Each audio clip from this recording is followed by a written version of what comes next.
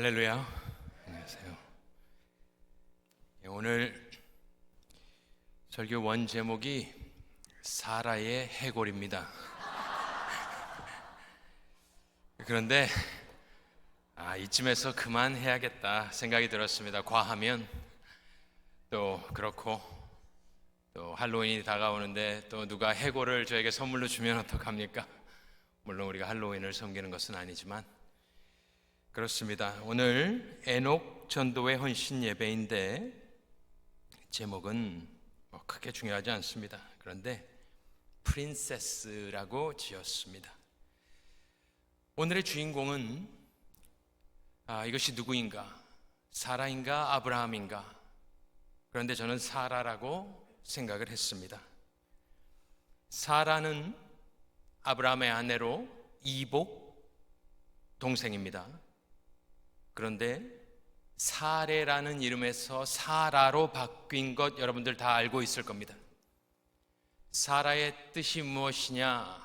우리가 다 알고 있는 대로 열국의 어머니, 열방의 많은 나라들의 어머니라는 뜻입니다. 그런데 그것은 하나님의 예언의 말씀을 풀어서 뜻을 설명한 것이고, 사라의 원뜻은 프린세스입니다.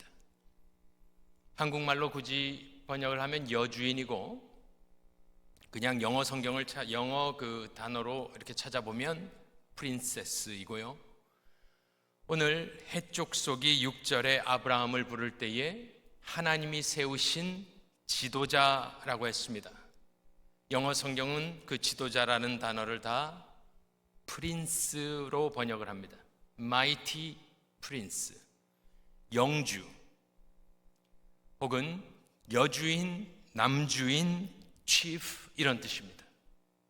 그래서 오늘 이야기는 왕자, 프린스인 아브라함과 프린세스인 공주인 사라의 이야기입니다. 왜 여기까지 왔는가? 좀 이렇게 몇 주 빠지시고 이런 분들은 출애굽기 13장에서 저희가 멈춰 있는 것입니다. 그들이 출애굽을 할 때 요셉의 유골 혹은 해골을 가지고 나갔다라는 말에서 지난 몇 주 동안 계속해서 거꾸로 갔었습니다.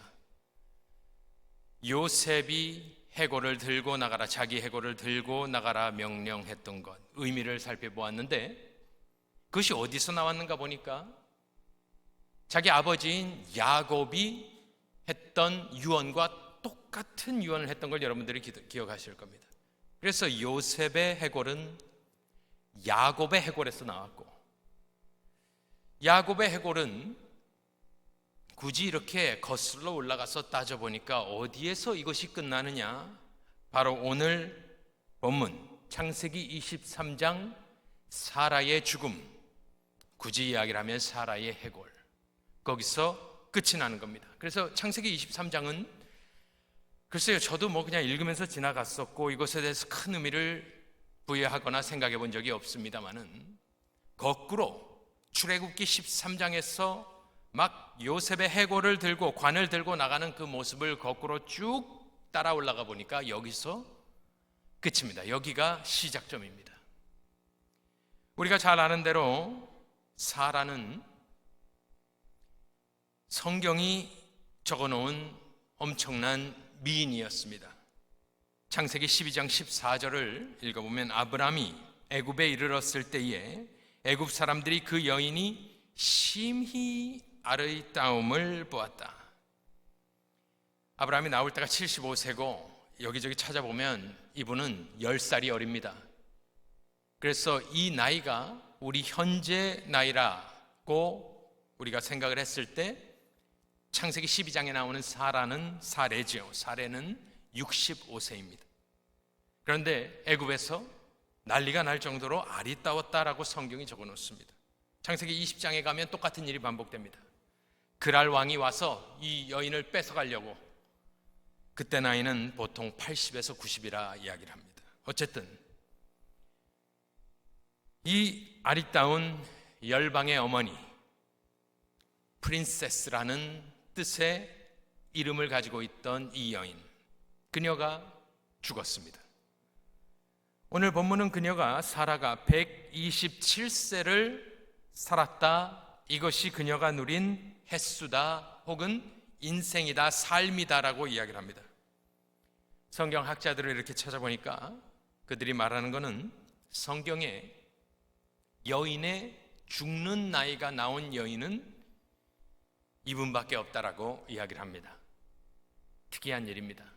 많은 유명한 여인들이 성경에 기록되어 있지만 그녀의 한 사람의 여인의 전체 일생의 나이를 적어 놓은 것은 사라 한 명뿐이다라는 말을 몇몇 주석가들이 하고 있습니다. 그것은 하나님 보시기에, 성경이 보기에, 성령께서 보시기에 이 여인의 죽음은, 삶은 참으로 귀한 것이다 라는 것을 이야기해 주는 것이겠죠. 굳이 적어놨으니까. 우리가 아는 대로 마태복음 1장 1절에 보면 예수님의 계보가 나오는데 뭐라고 되어 있냐면, 처음 시작을 아브라함과 다윗의 자손 예수 그리스도의 계보다 하고서 쫙 이름들을 적어놓고, 누가복음은 거꾸로 올라가서 아담까지 올라가지 않겠습니까? 그런데 여기 적혀져 있는 이 사람들은 남자들입니다.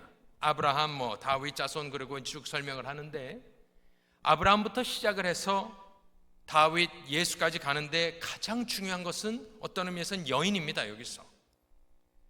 그래서 이 예수 그리스도의 계보가 지금은 남자 이름들이 나와 있지만 그것을 가능케 했던 아주 중요한 사람은 바로 사라가 되는 것입니다.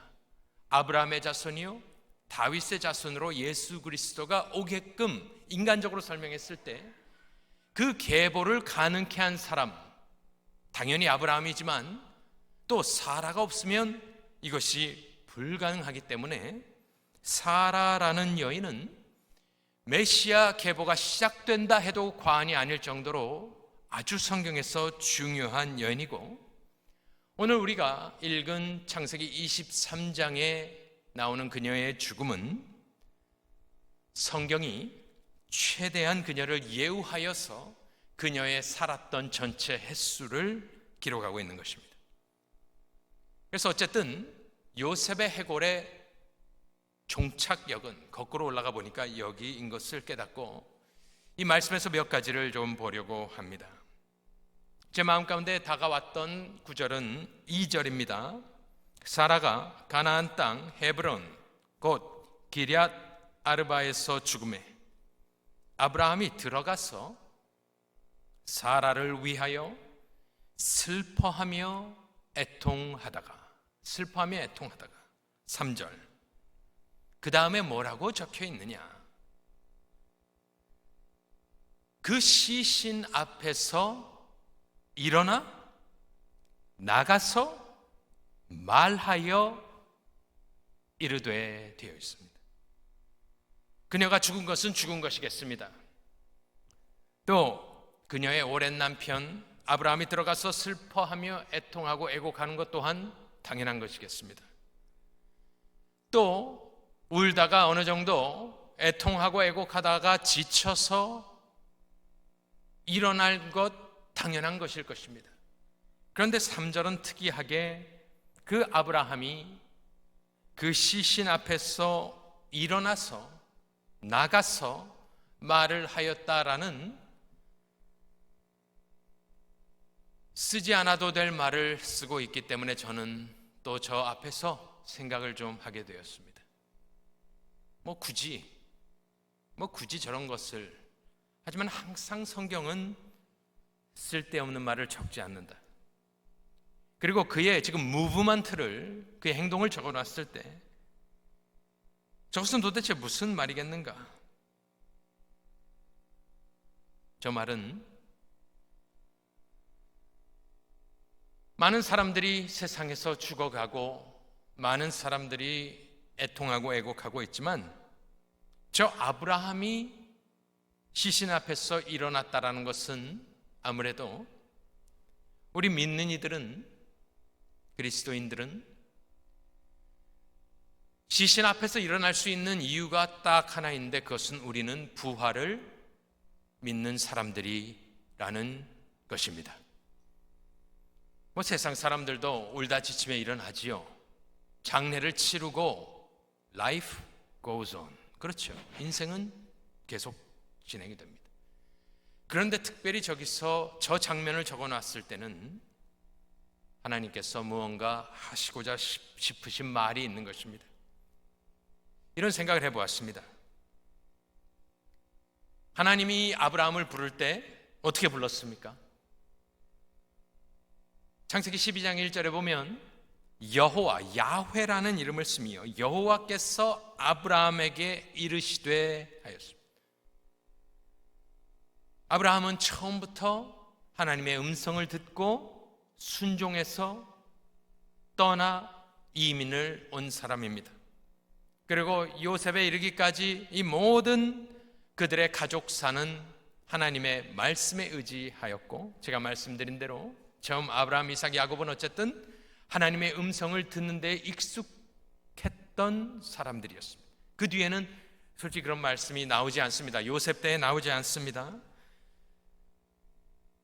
그리고 바로 창세기 22장은 무슨 내용이죠? 그 모리아 산에 그 이삭을 그렇게 바치는 장면입니다. 어쨌든 하나님께서는 여태 아브라함을 인도하실 때마다 많은 말씀을 해주셨습니다.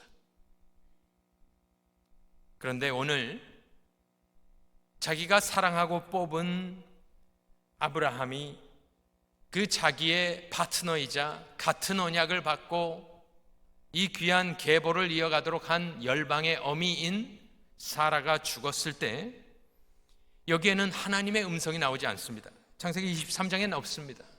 그가 애곡하러 들어간 뒤에 일어나고 어쩌고 모든 것이 적혀 있는 가운데 하나님이 말씀하셨을 수도 있겠지만 일단 적혀 있지 않습니다. 그것은 어떤 의미를 우리 신도들에게, 성도들에게 갖게 하느냐?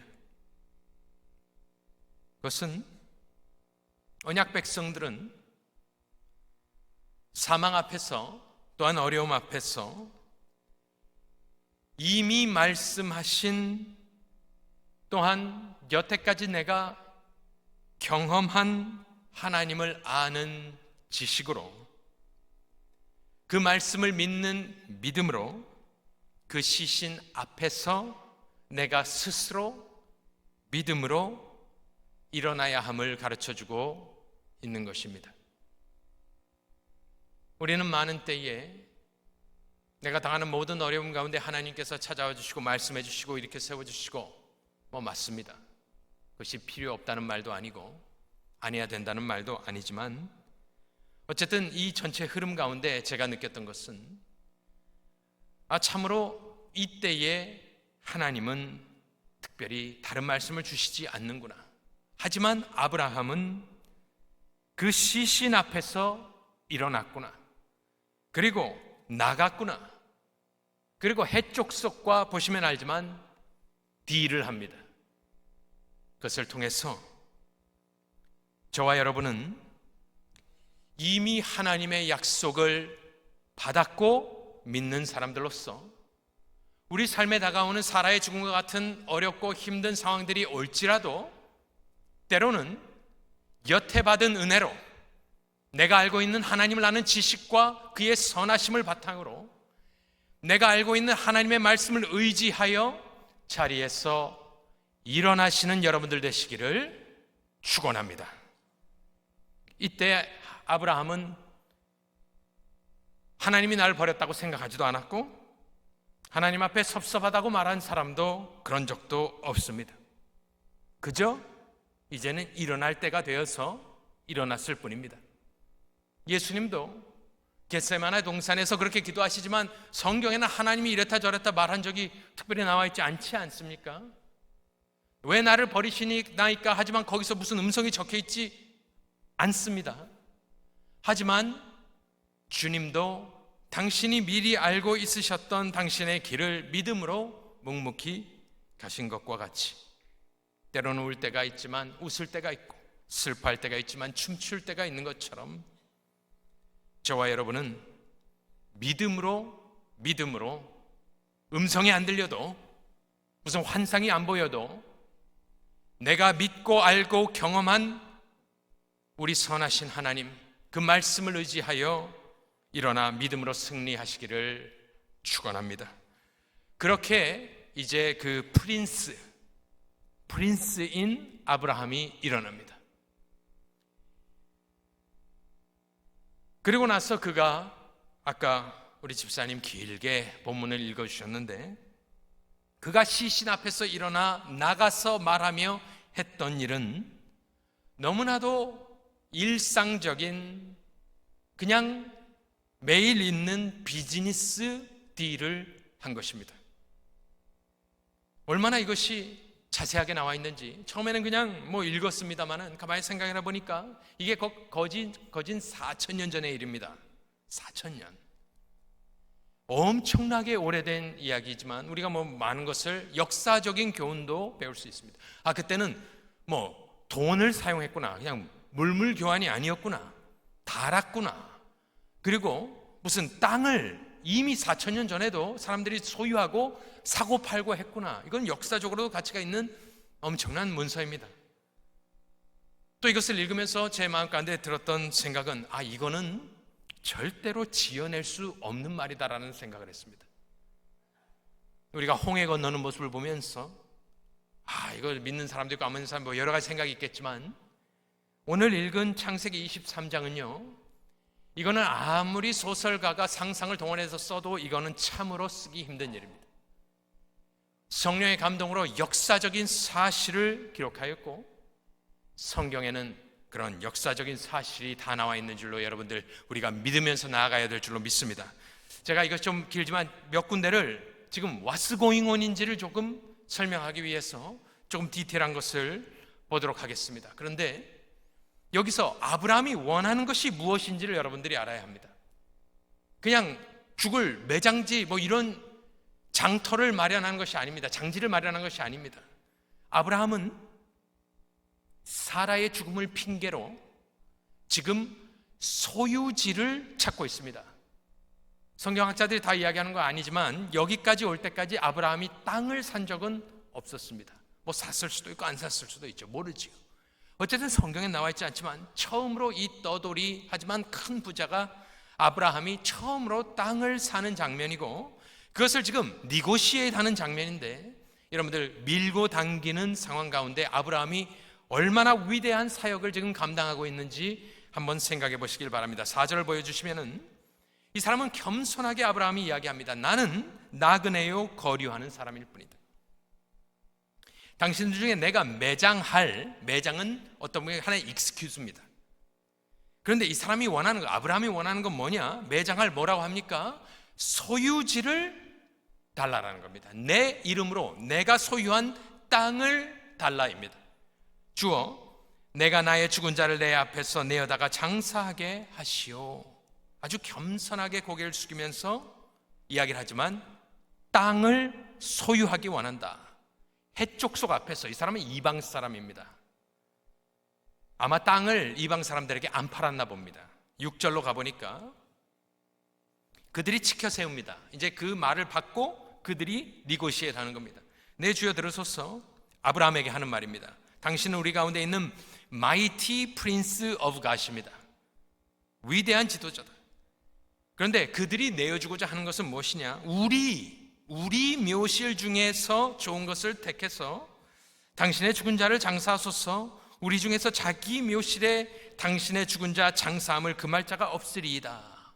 보이시죠? 이제는 아브라함은 소유권을 원하고 이 사람들은 땅을 내어줄 마음이 전혀 없습니다.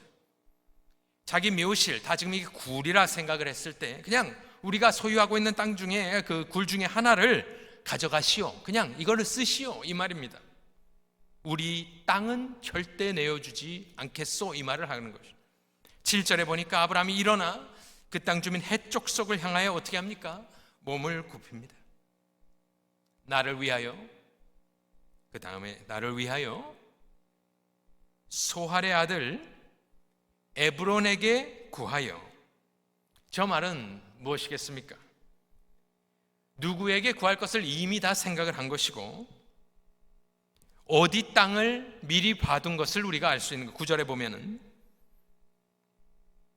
그가 그의 밭머리에 있는 그의 막벨라굴을 내게 주도록 하되 충분한 대가를 받고 현금 거래를 통해서 그 굴을 내게 주어 당신들 중에서 매장할 소유지가 되게 하기를 원하노라 또 받는 것입니다. 아브라함이 10절에 에브론이 앉아 있었습니다. 에브론이 해쪽 성 중에 앉아 있더니 그가 해쪽 성 곧 성문에 들어온 모든 자가 듣는 데서 대답을 합니다.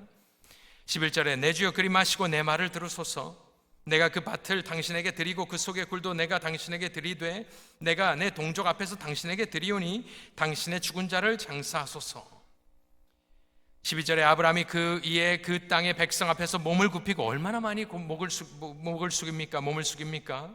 13절 그 땅의 백성이 듣는 데서 증인을 세우는 거죠. 에브론에게 말하여 이르되 당신이 합당히 여기면 청하건대 내 말을 들으시오. 내가 그 값을 당신에게 주리니 계속해서 요구합니다. 내가 돈을 주겠다. 당신은 내게서 받으시오. 내가 나의 죽은 자를 거기 장사하겠노라. 14절에 에브론이 아브라함에게 대답하여 이르되 15절에 내 주여 내 말을 들으소서. 땅값을 이야기합니다. 땅값은 은 400세겔이나 그것이 나와 당신 사이에 무슨 문제가 되리이까? 당신의 죽은 자를 장사하소서. 은 400세겔은 얼마만의 가치가 있었는가? 나중에 다윗이 아라우나의 타작마당을 살 때 그게 50세겔을 줍니다. 그래서 성서학자들은 이 400세겔이라는 것은 터무니없는 바가지라고 이야기를 합니다. 모르겠습니다. 얼마나 값어치가 있었고 하는지 모르겠습니다만은 얼마나 재밌습니까? 땅값을 이야기하면서 에이 당신 나 이런 걸 다 이야기하고 그냥 알아서 하시오 이런 거지만 엄청난 바가지를 씌웠습니다. 그런데 아브라함은 니고시에트 하지 않습니다. 16절 아브라함이 에브론의 말을 따라 에브론이 해쪽 속이 듣는 데서 말한 대로 상인이 통용하는 은 400세겔을 달아 에브론에게 주었더니 17절에 마므레 앞 막벨라에 있는 에브론의 밭, 그 밭과 거기에 속한 굴과 그 밭과 그 주위에 둘린 모든 나무가 18절에 성문에 들어온 모든 해쪽 속이 보는 데서 아브라함의 소유로 확정된지라. 20절에 한 번 더 이야기합니다. 이와 같이 그 밭과 거기에 속한 굴이 해쪽 속으로부터 아브라함이 매장할 소유지로 확정되었더라. 이것이 지금 오늘 23장에 프린세스가 죽은 뒤에 프린스가 한 일입니다. 그냥 땅을 산 겁니다. 별 큰 의미가 없는 것처럼 보이지만 이것은 굉장히 영적인 일이었습니다.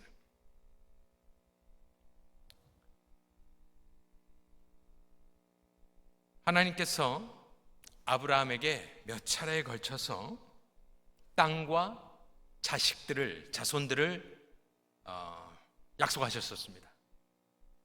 그런데 지금 23장에서 처음으로 땅을 사는 것이 된다면은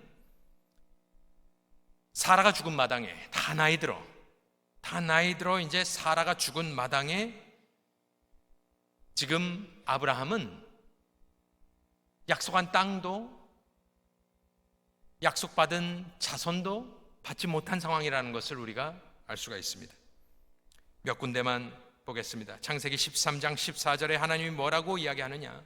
롯이 아브라함을 떠난 후에 여호와께서 아브라함에게 이르시되 너의 눈을 들어 동서남북을 바라보라. 다 보라. 15절에 뭐라고 합니까? 보이는 땅을 다 동서남북 바라본 네 눈에 보이는 땅을 내가 누구에게? 너와 네 자손에게 주리니 영원히 이르리라. 지금 이루어진 것 없습니다. 16절에 내가 네 자손이 땅의 티끌 같게 하리니 사람이 땅의 티끌을 능히 셀 수 있을진데 네 자손도 세리라. 너는 17절에 일어나 그 땅을 총과 횡으로 두루 다녀보라. 내가 그것을 내게 주리라. 17장 8절에 내가 너와 내 후손에게 네가 거류하는 이 땅 곧 가나안 뭐를요? 온 땅을 주어. 오케이. 이런 어마어마한 약속을 받았지만 지금 땅 한 평도 소유하지 못한 아브라함이고, 땅을 준다, 보는 대로 다 준다, 가나안 온 땅을 준다 했지만 간신히 돈 주고 내돈내산으로 황금 쌀아기 땅도 아니고 렌트가 나오지도 않는 굴을 하나 밭과 함께 샀습니다. 자기 돈 주고. 하나님이 준다 그랬는데 자기 돈 주고 샀습니다. 그것도 엄청난 사기 당한 수준의 현금을 주고 샀습니다. 티끌 같은 말 아까 나왔죠. 창세기 24장을 보면 이삭은 아직 결혼도 못했습니다. 24장이 그 리브가 찾으러 가는 내용이에요. 티끌은커녕 하나 있는 아들 결혼도 못했어요. 이 상황에 그는 믿음의 사람답게 23장에 묘지를 사게 되고 소유권을 인정받았습니다. 창세기 49장 29절을 다시 보여주시면 이것이 야곱의 유언입니다. 이제는 이걸 좀 읽으면 좀 귀에 들어옵니다. 그가 그들에게 명하여 이르되 내가 내 조상들에게로 돌아가리니 나를 햇사람, 방금 나온 사람이죠. 햇사람 에브론의 밭에 있는 굴에 우리 선조와 함께 장사하라. 이 굴은 가나안 땅 마므레 앞 막벨라 밭에 있는 것이라. 아브라함이 햇사람 에브론에게서 밭과 함께 사서 그의 매장지를 삼았으므로 아브라함과 그의 아내 사라가 거기 장사되었고 이삭과 그의 아내 리브가도 거기 장사되었으며 나도 레아를 그곳에 장사하였노라. 이 밭과 거기 있는 굴은 햇사람에게서 산 것이니라 되어 있습니다. 말씀을 마치겠습니다. 요셉의 해골에서 시작한 우리의 여정은 사라의 죽음이 적혀 있는 창세기 23장까지 거슬러 올라왔습니다. 아니, 그 전에 하나님이 주셨던 모든 약속의 말씀까지 올라가야 되는 게 맞습니다. 뒤돌아보니까 아브라함, 이삭, 야곱, 요셉이 다 인생이 다릅니다. 하나님이 주신 언약은 하나이고 계속해서 흘러가고 있지만 이들은 자기 맡은 바 임무들이 다 다릅니다. 아브라함은 아내가 죽고 땅을 마련한 것, that's it. 야곱도 자기가 애굽 땅에서 죽을지 어떻게 알았겠습니까? 그런데 애굽 땅에서 17년 살고 미라가 돼서 죽었습니다. 죽기 전에 맹세시켜 자기도 데리고 나가라 했고, 나중에 요셉도 그렇게 했고, 그러니까 우리가 삶 가운데 우리 믿음의 선진들이 있고 우리 세대가 있고 다음 세대가 있고 여기 있는 사람들도 다 우리가 맡은 바 역할이 다 다르지만 사라는 여기서 특별한 역할이 없었지만 죽었습니다. 하지만 그것을 웨이스트하지 않고 하나님께서도 이 모든 비즈니스 트랜잭션이 아브라함이 한 것 같지만 뒤에는 하나님의 은혜가 있습니다. 만일 이 사람이 안 판다 했으면 어떻게 하겠습니까? 하지만 이 작은 땅, 선산 같은 거 하나를 마련해 놓고 수백 년이 지난 뒤에 티끌과도 같이 많은 그의 자손들이 이 땅으로 돌아오게 되고 그 눈에 보이던 모든 가나안 땅을 그들이 정복해서 다시 찾게 되고 하나님의 역사는 이루어지지만 우리는 중간중간 짧게 보는 것이고 또 우리의 역할도 다 다르지만 우리가 주를 섬길 때에 우리가 수고하고 눈물 흘리며 기도하며 세운 이 모든 것들이 하나님의 완벽한 계획 가운데 있으며 우리를 사용하셔서 지금도 하나님은 당신의 계획을 이루어 가심을 우리가 믿어야 될 줄로 믿습니다.